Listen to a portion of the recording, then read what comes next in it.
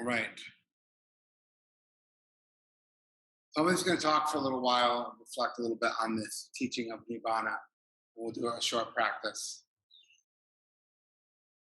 Nibbana is a Pali word, as I'm sure you know, and it has a correlate in Sanskrit. Nirvana is the word that we know more, probably popularly. And then there's just the Sanskrit and the Pali version. They're exactly the same thing. Uh, Nirvana, you'll see in our culture now, there's a couple terms that have really infiltrated culture around Buddhism, and Nirvana is one of them, and I think karma is the other one. Most people kind of know these words, and it's such an important word and such an important concept that I think it's become really, really elevated. That when people think of Nirvana or Nibbana, they think of things like enlightenment. They really think because of the Judeo-Christian culture and because of the whole afterlife and heaven thing. I think that many ways people just associate and we just assume that Nirvana is the Buddhist version of heaven. And it definitely has this sense and this feeling that it's way down there. Maybe. Probably not that, not for me. Right? Enlightenment, these ideas are really where it comes from. The way that it's described in the early discourse is very, very different than that. In many ways, it's talked about it as a natural property. It's not even this unique experience that Buddhists have access to. It's a universal human capacity. It is no different than something like gravity. It's just here. And when the mind is not clinging and craving and grabbing and grasping and not kind of caught up with all of the ways in which it gets caught up, the mind returns back to that natural state. I just want to read this again. I mentioned it last night. There's this pamphlet called Nibbana for Everyone, written by Ajahn Buddhadasa, who actually was a very controversial Thai forest monk because he really pushed back against a lot of the Theravadan ideas. And the fact that he actually wrote a paper called Nibbana for Everyone is very sort of heretical in many ways. When many of you hear the words Nibbana for Everyone, you will shake your heads and probably won't have any interest in the subject. Nibbana has become a secret nobody cares about. It has turned into something barren, secret, buried away in the scriptures to be paid occasional lip service. Without the theme of Nibbana, the Buddha's Dharma would be dead. When nobody is interested in Nibbana, nobody is interested in Buddhism. I feel as though it is time for us to become interested. So it's so, and I said last night, the correlate the Buddha makes with Nibbana and Dhamma, very much the same thing. Also, this mindfulness is an aspect of Nibbana, that when we, even in secular mindfulness, even John Kabat-Zinn's non-reactive awareness, it's non-judgmental awareness, it's just his description of Nibbana. And it's just right, this kind of ability that we have. So mindfulness is a Nibbanic experience. Equanimity is a Nibbanic experience. All of the Brahma Viharas are Nibbanic experiences. Generosity is a Nibbanic experience. Anything, any quality in the mind that cools it from its reactivity is a Nibbanic. It has that kind of quality to it. Ajahn Sumedho, who Eileen referenced the other night, who many of you know, he is actually an American Thai forest monk. He's been a monk forever, it seems like. He's still alive, he still teaches. I think he's from the Seattle area. He was actually recently back in the States. I knew some people who went to go see him. He says this of Nibbana.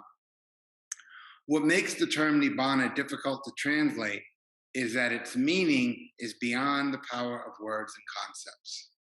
It is essentially undefinable. Many people see Nibbana as unattainable, so high, so remote, that we are not even worthy enough to try for it. Or we see it as a goal, as an unknown, undefinable something that we should somehow try to attain. We want to achieve or attain something that we don't have now. Have you had this? I want to achieve or attain or experience something that I don't have now. So Nibbana is something that we look, if we work hard, if we become a good person, if we meditate all the time, if we devote our life to the practice, your reward might be that eventually someday you might obtain Nibbana, even though you're not sure what it is.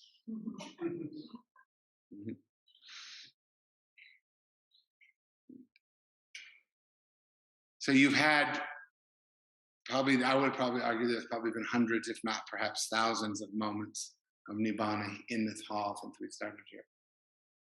And so I think one of the things that we want to get a sense of is the experience. We want to have a felt, known, visceral, nonverbal understanding, felt experience of what Nibbana is.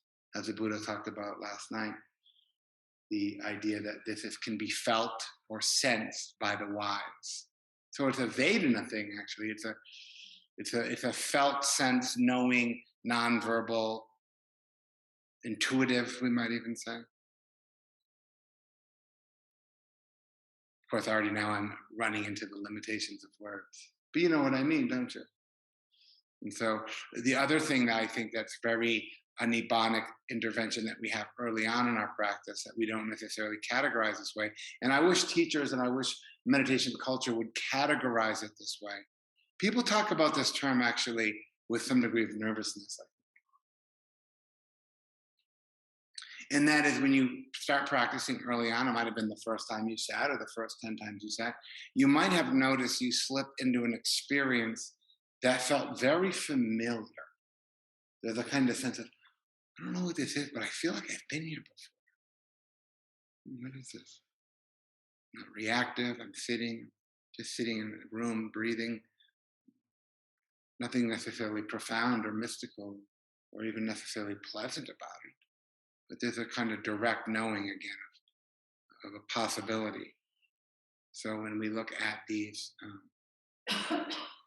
rising and passing, so the primary mechanisms, the primary characteristics of tanha, nibbana, of craving and coolness, is that they arise and pass away.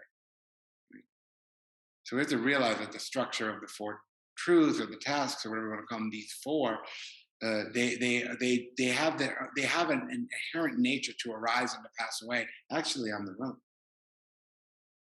The thing is, our work here is to try to encourage the tanha along, in a non-aversive kind of way, which is hard.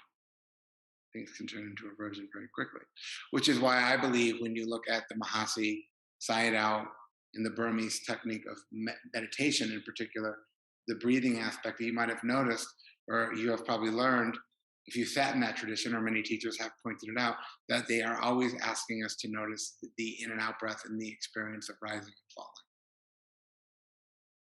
So the training that we're trying to do, and the reason why the breath is so valuable this way, is the breath rises and passes away. Tanha arises and passes away. And when it passes away, in the fading away, and this comes right from the text, and the traceless fading away of that craving, when that goes on, then there's a Nibbanic experience that we're actually being asked to witness or to recognize. So there's a dual term in the Third Noble Truth. There's Nirodha, which means to cease, and there's Nibbana, which means to experience that Nibbana. So if we're not thinking in a way if we're not thinking along these lines, we're actually not looking for it. We're not explicitly looking for that experience. And I think we should be, because it's happening all the time. It's happening all the time. So we want to familiarize our mind and our body and our heart. We want to familiarize our experience with this felt sense of Dhamma, Nibbana, of coolness. Cool-mindedness is probably the best way to describe it. Non-reactive awareness. The most succinct and basic definition we see of Nibbana in the canon is the absence of greed, hatred, and confusion, which we hear lots about those two, but usually we don't see them correlated in this way. So Nibbana is when there's no greed, hatred, or confusion in the mind. When those qualities are aspects of the second truth. This craving and reactivity, these are just shorthand for wanting to get this, wanting to get rid of that, and then confused about that whole thing. I've gotten what I wanted, and I've gotten rid of what I didn't want. I'm still unhappy. This isn't working. So and when he says the unconditioned, usually with a big capital U, which is always interesting. Anytime you see a capital letter, you can assume that it's somebody's trying to privilege the term because they don't have capital letters to follow. They try to make it a little bit more special. And unconditioned to me always is like, ooh, what is that?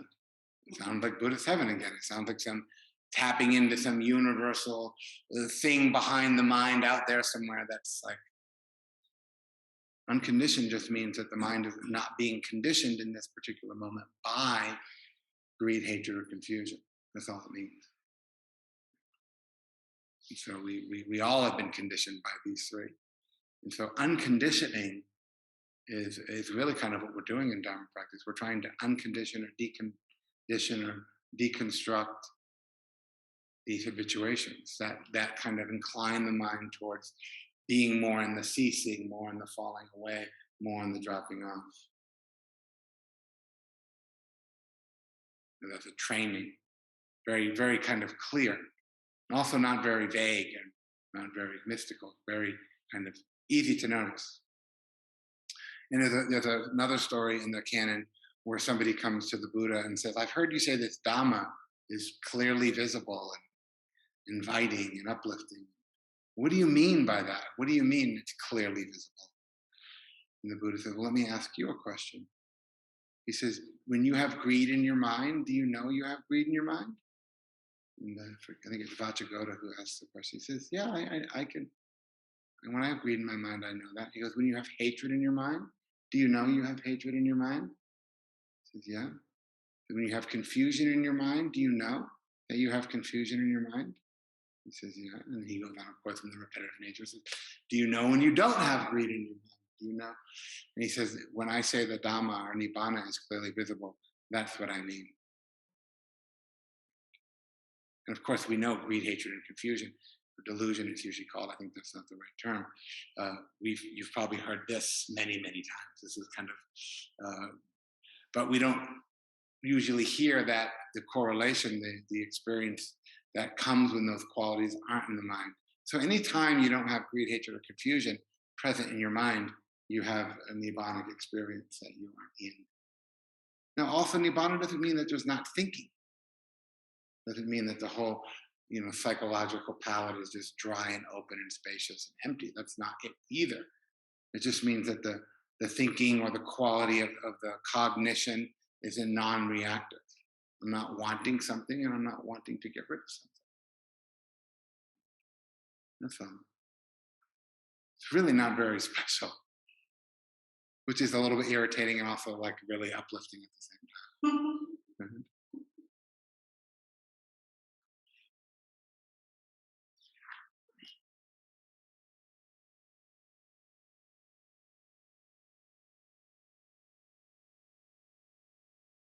And so the hinge of the path really happens when, and really it's usually taught that the Eightfold Path leads to Nibbana. But actually it's the other way around. It's the hinge of the path is that when we are in the experience of Nibbana, it opens up possibilities, it opens up new perspectives, it becomes, Nibbana gives us access to an open system, which it gives us really. So Nibbana is kind of the threshold that we walk into, and then we enter this Eightfold Path, this opportunity. Not really a path, it'd be nice if it was a path. You know what I mean? Path is kind of a little bit of a troubling term because it just assumes you just get on the path and you follow it and you get to where you're going, and it's totally not like that, as I'm sure you've gathered. But it's the threshold that we walk through, and then of course as we come into pathing, it's really what it is, it's pathing. It's also Nibbana-ing is what we're doing. Really what we're doing here is we're not meditating, we're Nibbana-ing.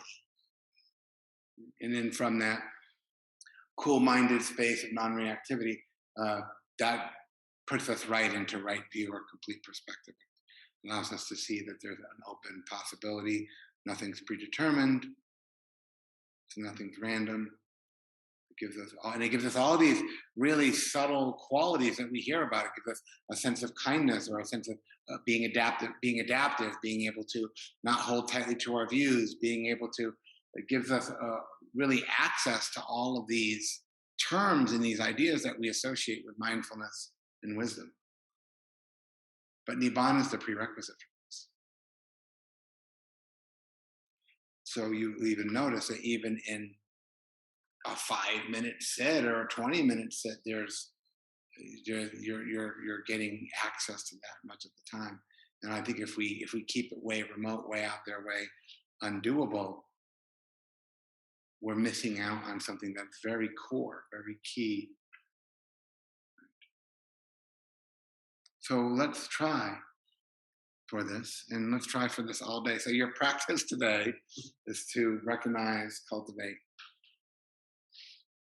the experience of Nibbana, which is just simply the absence of greed, hatred, and confusion. To try to remember to keep it simple.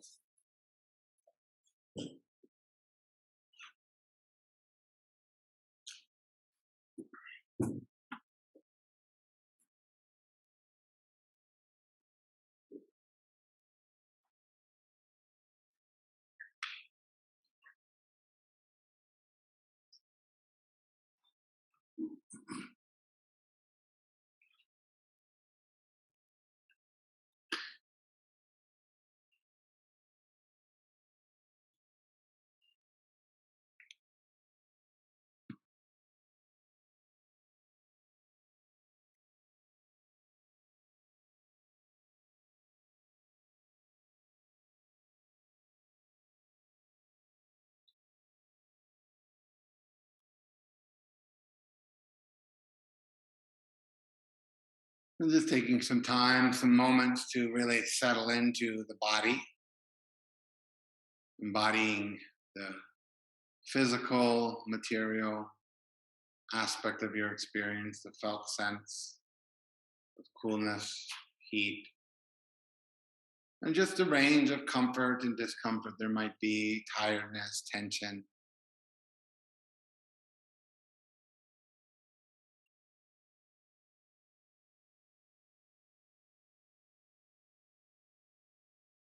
And just a very simple, basic awareness of this embodied experience, sitting, knowing that you're sitting, breathing, knowing that you are breathing.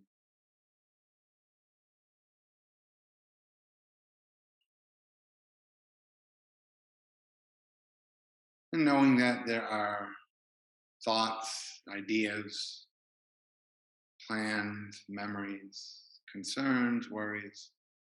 All of these things are also built into our present time experience. See if we can collect that, integrate that, so that we are fully present, experiencing a fullness of mind that is opening to the full range of experience, and doing our best to not react to any part of it.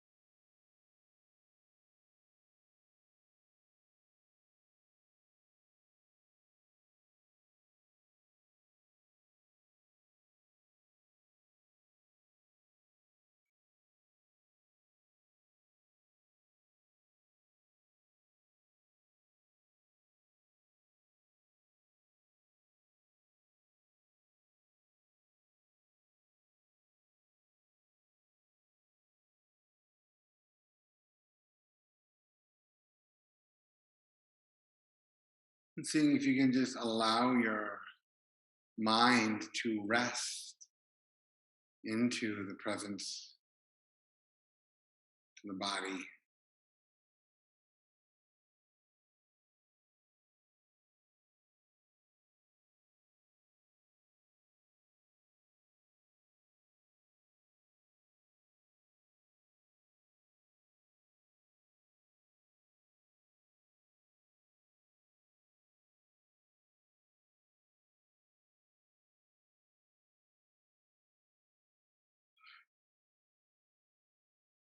And this can be encapsulated in the instruction that there is absolutely nowhere to go right now. There is absolutely nothing that you need to be doing. There is nobody whom you need to be.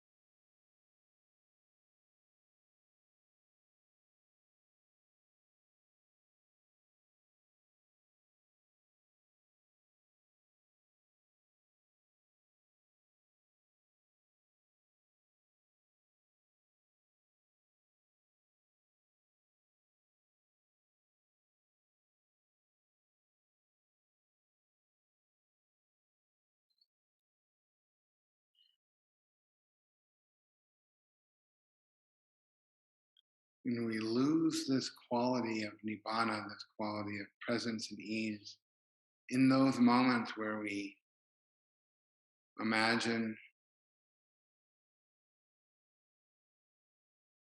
where we want to try to fix, change, or control something about this experience, imagining how it could somehow be better or different.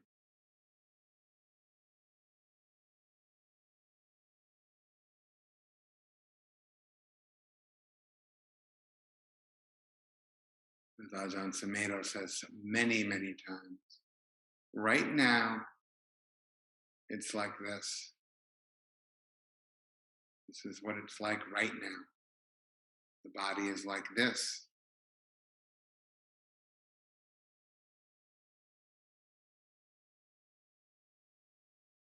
What is the body like right now?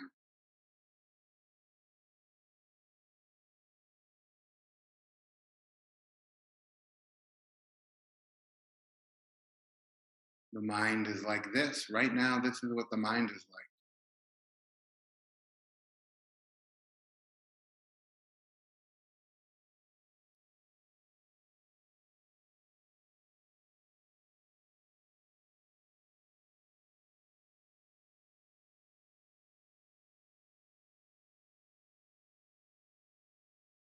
The heart, the emotion,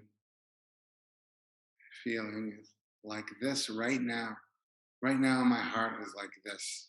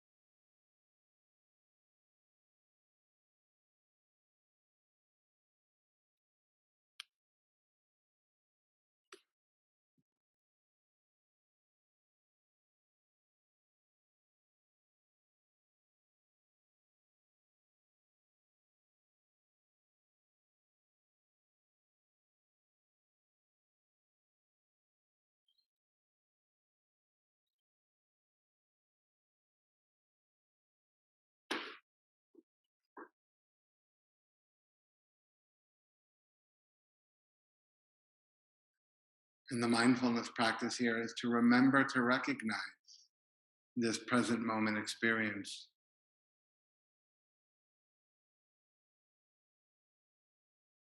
remembering Nibbana.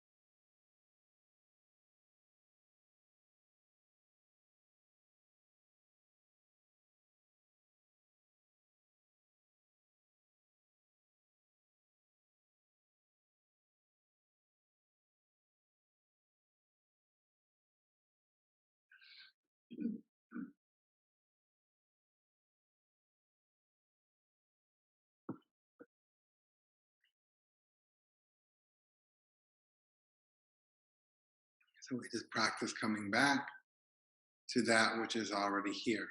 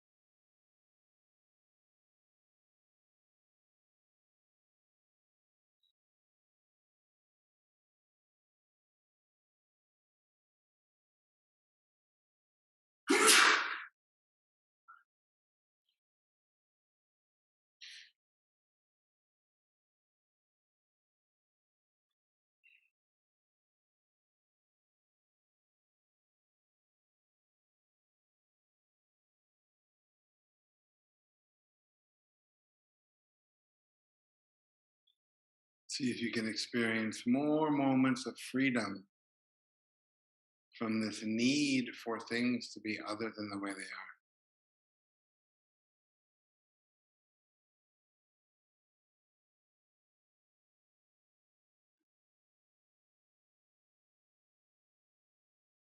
And if we find the present experience to be painful, we can expand into that kind, caring mode of metta.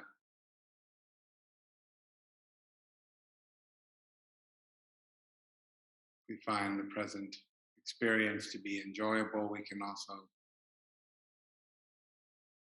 allow ourselves to extend a quality of kindness and enjoyment, appreciation.